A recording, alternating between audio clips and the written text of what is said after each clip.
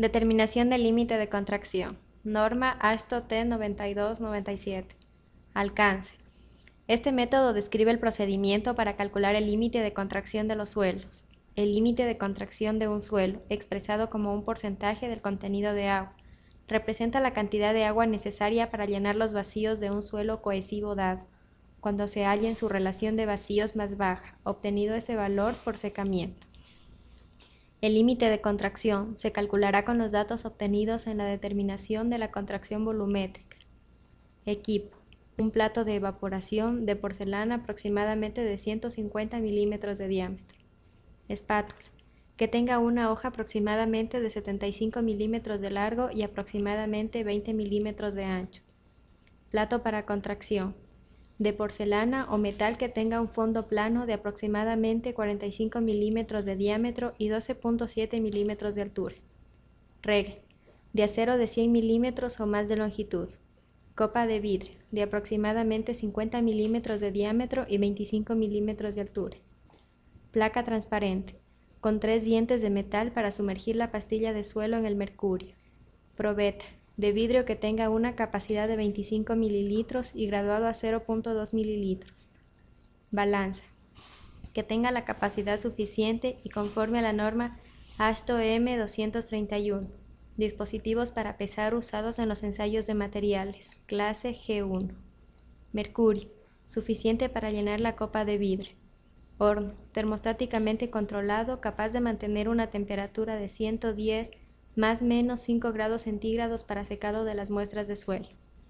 Procedimiento: ponga la muestra en el plato de mezclado de 115 milímetros y agregue agua en cantidad suficiente para llenar completamente los vacíos del suelo y dejar el suelo suficientemente pastoso, de manera que sea fácilmente trabajable, con una consistencia igual o ligeramente mayor al del límite líquido.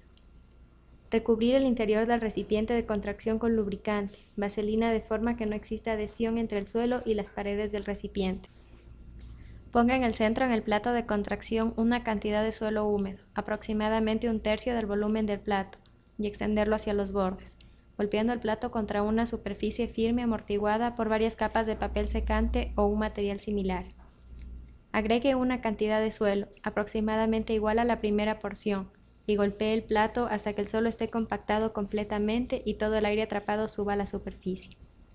Se agrega más suelo y se continúa golpeando hasta que el plato esté completamente lleno y con exceso de suelo sobre su borde. El exceso de suelo se enrasa con la regla y todo el suelo que se adhiera al exterior del plato se limpia. Inmediatamente se pesa el molde con el suelo compactado y se registra como la masa del plato y el suelo húmedo.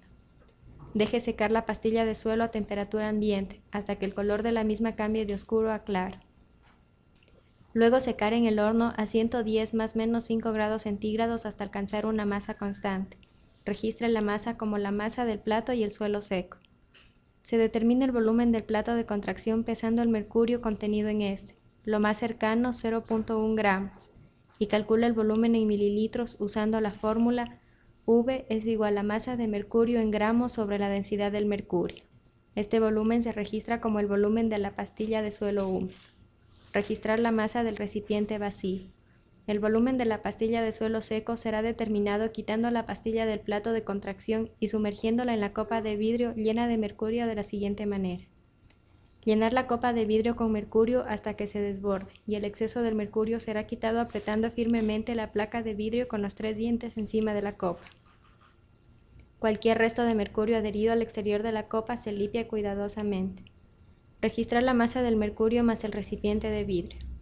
La copa llena de mercurio se pone en el plato de evaporación de 150 milímetros y la pastilla de suelo se coloca sobre la superficie del mercurio.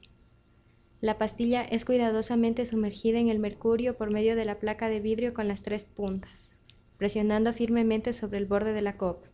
Es esencial que no quede aire atrapado bajo la pastilla de suelo ni bajo la placa de vidrio. Determinar el volumen en mililitros de la pastilla de suelo seco, para lo cual se mide el volumen de mercurio desplazado, determinando la masa del mercurio sobrante más la copa de vidrio lo más cercano a 0.1 gramos, y calculando el volumen en mililitros, usando la fórmula V inicial es igual a masa de mercurio en gramos y densidad del mercurio.